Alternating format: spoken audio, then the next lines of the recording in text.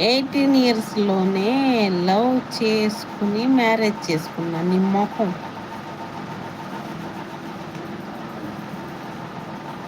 Okay. Bye దేవి గారు. నేను మళ్ళీ వస్తా. ఏం పనుందా? వాళ్ళు ఉన్నారు. ఎవరున్నారు? ఆ! అంత పెద్ద కళ్ళేసుకొని చూస్తున్నావు ఏమైంది?